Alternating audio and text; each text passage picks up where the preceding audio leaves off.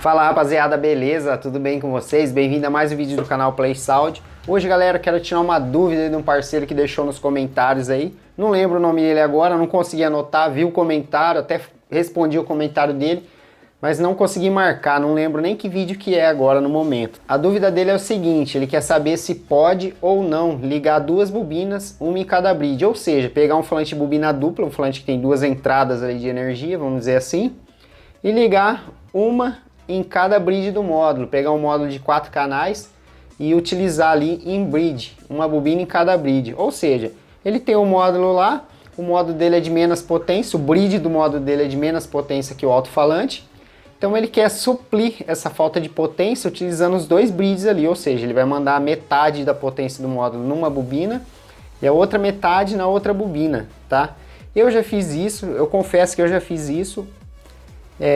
Não faria de novo, porque uma que o alto-falante bate todo esquisito. Não sei se é todos os módulos que vai acontecer isso, porque eu percebi que o módulo que eu estava utilizando, uma bobina, um bridge dele tocava menos que o outro. Mesmo os dois estando com o ganho no máximo, os dois ganham no máximo, a chavinha ali, a frequência na mesma frequência, mesmo assim eles estavam tocando diferente. Tipo assim, eu colocava uma bobina individual da outra, se eu ligasse a bobina da direita, por exemplo, ele tocava numa intensidade. Se eu ligasse a bobina da esquerda, eu percebi que ela tocava menos intensidade, sabe? Percebi que ela tocava menos. Mesmo o ganho estando no máximo, os dois ganham no máximo, a chavinha ali na mesma frequência, e eu cheguei até utilizar uma saída só do rádio para tirar dúvida, para ver se não era a saída do rádio que estava mandando menos. Porque eu estava usando duas saídas diferentes para alimentar cada lado ali do módulo, certo? Eu já tive esse problema aí de ele não tocar por igual, mesmo assim eu estava tocando, eu achei que estava meio esquisito, mas eu deixei ligado. Eu peguei o alto-falante novo, coloquei no meu carro, foi uma época que eu vendi meu som, vocês sabem que eu monto som aqui direto e vendo tudo, acabo ficando sem nada. Aí para não ficar escutando aquela caixa de abelha dos kits duas vias, só aquele, você sente falta daquelas pancadas, aqueles graves, né? Mesmo que seja de pouco, mas você sente. Às vezes você quer escutar um sertanejo, um negócio ali, fica só aquela voz fina lá nas portas. Não dá aquele gravinhozinho gostoso. Então você tem essa necessidade de pôr pelo menos um sub ali, nem que for Tabajara ali, aquele sub de 150 RMS, uma caixinha bem feitinha. Você tem essa necessidade de pôr para você curtir aquele peso do som. E eu fiz isso, coloquei um alto-falante like, que eu tinha aqui um alto-falante novo. Pode ser que o alto-falante veio com defeito de fábrica, ou pode ter queimado por esse motivo, de eu ter ligado uma bobina em cada bridge. Na época era um TS400, aquele antigo, era um T400 na verdade, aquele antigo. E eu fiz essa ligação, utilizei a bobina do alto-falante do sub da Unlike, era um sub Unlike, de 300 RMS, duas bobinas de 4 ohms. E eu liguei uma em cada bridge, o som realmente batia um pouquinho mais forte, só que o alto-falante não durou nada, foi duas semanas no máximo, o alto-falante parou de funcionar, não cheirou queimado. Confesso que eu não torava o som, eu não forçava aquele falante, eu escutava moderadamente, só para dar aquele pezinho no carro ali. Eu não forçava o módulo, e uma que eu não estava aplicando tanta potência a mais assim. No caso, o falante de 300, eu estava aplicando 200 RMS em cada bobina, estava aplicando 400 RMS. Bom, pela lógica ali, não era para ter queimado por excesso de potência. Eu não estava aplicando potência em excesso, vamos dizer assim, no alto-falante. Mas no meu ponto de vista, por que que eu não ligaria mais? Por que que eu acho que é prejudicial a bobina do seu alto-falante? Pode até acontecer de você queimar a saída do seu módulo.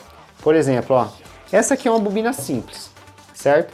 O falante de bobina dupla, ele não tem duas bobinas, tipo essa aqui, ó. Não é duas bobinas uma do lado da outra ou uma dentro da outra fazendo assim, não. Ele é duas bobinas enroladas num canudo só desse aqui. Ele é assim, ó. É como se fosse uma bobina em cima da outra, saindo positivo e negativo de um lado e positivo e negativo do outro. Olhando de frente aqui, sempre é o positivo. Se você virar, mesma coisa, o da esquerda é o positivo, você pode virar assim, assim, o da esquerda sempre vai ser o positivo, tá? Isso é padrão de todas as bobinas aí, pode ser que você pegue um alto-falante tipo Pioneer cara preta, se você colocar nesse sentido assim não vai dar certo, você vai ter que pôr as bobinas invertidas, para poder bater ali com os pinos dele, tá? Porque o pino saiu dois de um lado, dois do outro, então acaba saindo meio que cruzado o negócio ali. Mas a maioria dos alto-falantes, 99% dos alto-falantes, olhando de frente da bobina, olhando de frente aqui dos dois fios, lado esquerdo é positivo, certo? Então a bobina é o seguinte, a bobina dupla, ela é uma bobina como outra normal, como essa, por exemplo. Essa aqui, vocês podem ver que tem duas saídas de fio, certo? E essa é bobina simples, ou seja, só tem dois fios, é positivo e negativo. Quando a bobina tem dois positivos e dois negativos, é porque é bobina dupla, certo? Só que como é feita a bobina dupla? Ela é um rebobinamento, tipo esse aqui. Ela vem uma camada de fio, vai dar tantas voltas lá, 100 voltas, por exemplo.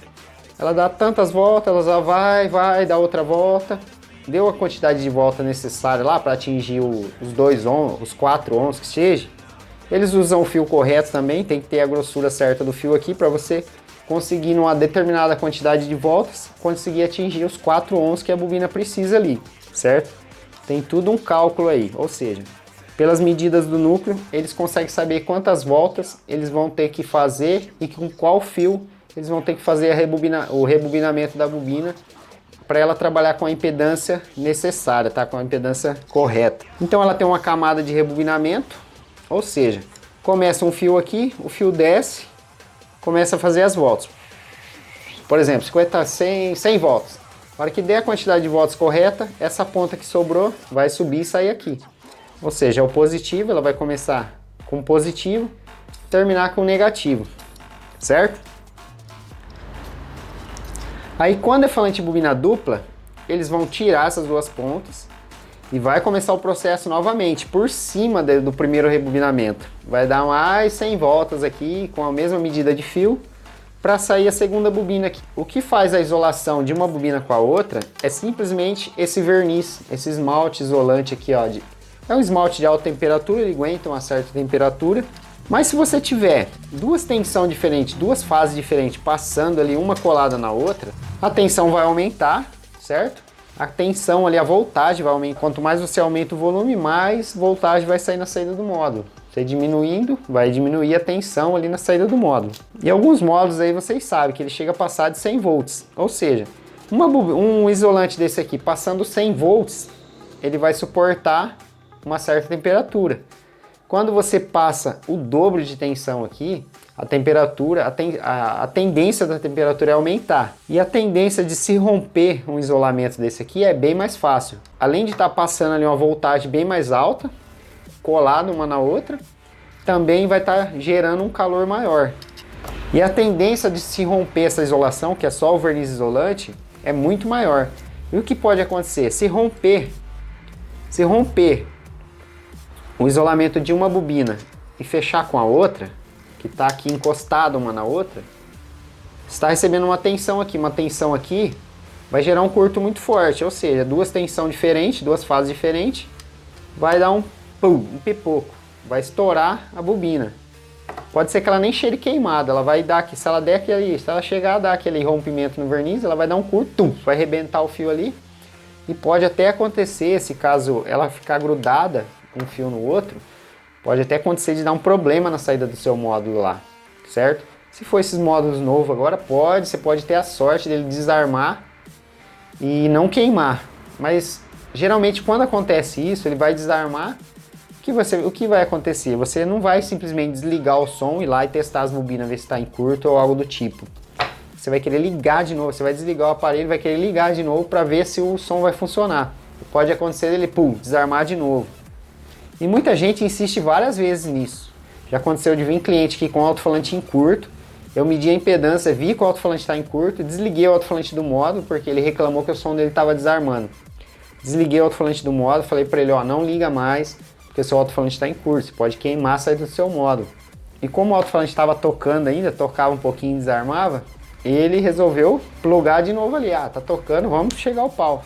Resumindo, teve que fazer o alto-falante, recondicionar o alto-falante e mandar o módulo para o técnico fazer o conserto da saída do módulo, que também entrou em proteção e não ligava mais. O módulo acendeu a luz vermelha e não funcionou mais. Beleza? Então ele podia ter evitado aí esse problema no módulo se ele tivesse me ouvido pelo menos, né? Não que eu sei tudo, mas eu falei para ele que estava em curto o alto-falante, testei o alto-falante, mas ele não me ouviu, ele foi lá e plugou de novo e tentou pôr o alto-falante para tocar, foi onde ele perdeu a saída do módulo. Então por esse motivo eu não recomendo estar fazendo a ligação de bobinas diferentes, certo? Duas bobinas ali, uma em cada bride, no caso falante de bobina dupla, tá? Duas bobinas trabalhando junto, colado uma na outra, recebendo fases diferentes. Então a tendência de entrar em curto uma bobina dessa é muito maior, tá? Mas como eu disse para vocês, eu não sei tudo, tá? E eu tô fazendo esse vídeo por experiência própria e ninguém melhor que o fabricante para falar para vocês se pode ou não ligar. Uma que você vai ter que regular os dois bridges por igual, porque senão o alto-falante vai ficar muito estranho, vai ficar esquisito. Você vai ter que regular ele igualzinho, você não pode aplicar uma frequência numa bobina, outra frequência na outra bobina. E outra coisa também, se você inverter positivo e negativo, seu alto-falante vai ficar travado. Ou seja, uma bobina vai empurrar para cima, a outra vai empurrar para baixo. O alto-falante não vai tocar, vai queimar muito mais rápido o seu alto-falante. Se mesmo depois desse vídeo vocês não concordar, falar que eu não entendo nada, realmente eu não entendo mesmo, mas eu faço os vídeos baseados na experiência que eu tenho aqui, no meu dia a dia, no que já aconteceu comigo, tá? E se vocês tiverem dúvida mesmo, ninguém melhor que o fabricante do alto-falante para explicar isso para vocês, para falar para vocês se pode mesmo ou não ligar duas bobinas, uma em cada bridge, beleza? Então é esse o vídeo de hoje, espero que tenham gostado. Se gostou, deixa aquele like, se inscreva no canal. Forte abraço, galera!